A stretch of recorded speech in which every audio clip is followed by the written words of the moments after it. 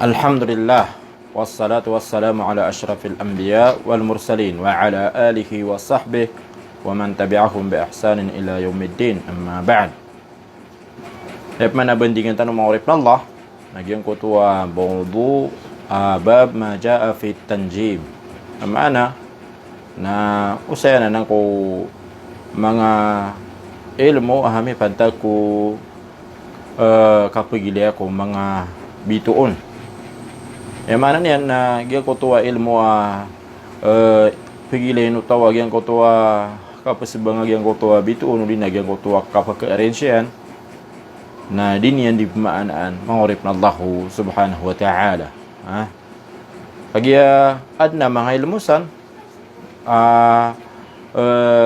pia kayo Islam na ada mana ilmu na di pag ilmuon ada kapapakainihan sa iku agama Islam ka makaukit sa di mapia mangurip na Allah halagi du kapanakuto o di na ka primar mangurip na Allah subhanahu wa ta'ala.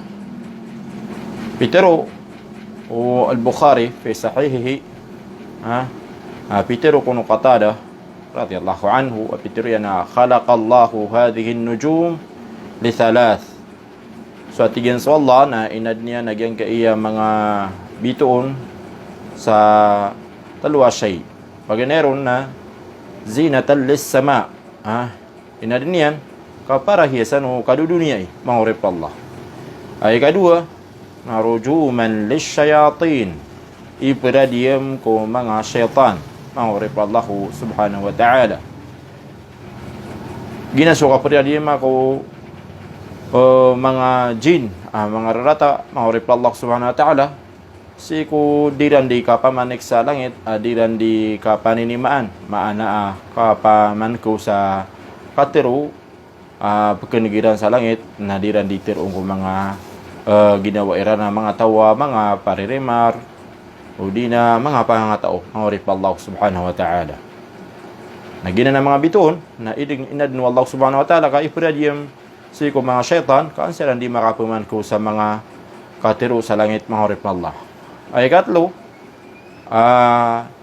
iniyarin ko bituon sa giyang kutuwa katiro Qatada na tigin na wa alamatin yuhtada biha mga tuos kesabapan na tigil sa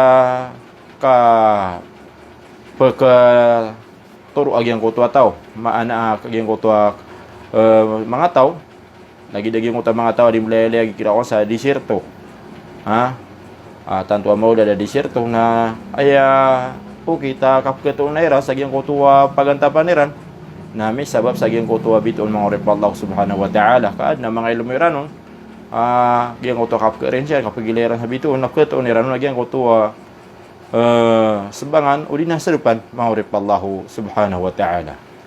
Gina na mga talo say iniyad ni Allah subhanahu wa ta'ala kung mga bituon na ginan mga urip Allah na ginan na ay daa karataanan mga urip Allah subhanahu wa ta'ala.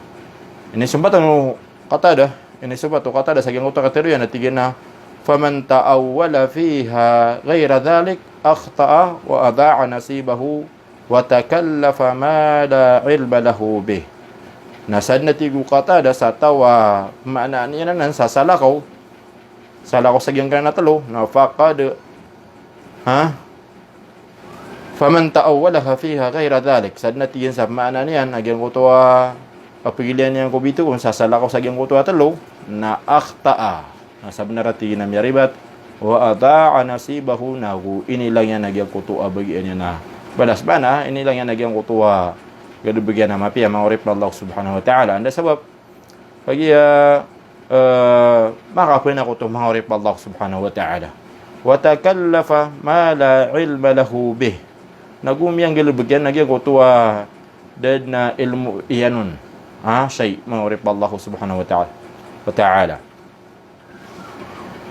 Maka titiyapan ko Abi Musa pitiro yan pitiro Rasulullah sallallahu alaihi wasallam salasatun la yadkhuluna al-jannah talwat tigyan mga tawadin pagasul ko surga paganeron nagyang kutuwa mudminul khamr yung kutuwa palabril palainom sa palaberg, lalayo nagyang kuto kapaginom yan sa palaberg. Wa qati'ur rahim, nagugyang kuto atawa barato lakon sa tunganay niyan. Ay katlo, wa musaddiqum bis sihr, nagugyang kuto atawa pangiiminar niya nagyang kuto kapangatao mahorip Allahu subhanahu wa ta'ala. Maana ayan yan na pag-iilom mo nagyang kuto kapangatao. Uli na, ayan yung galubok mahorip Allah subhanahu wa ta'ala. Ha?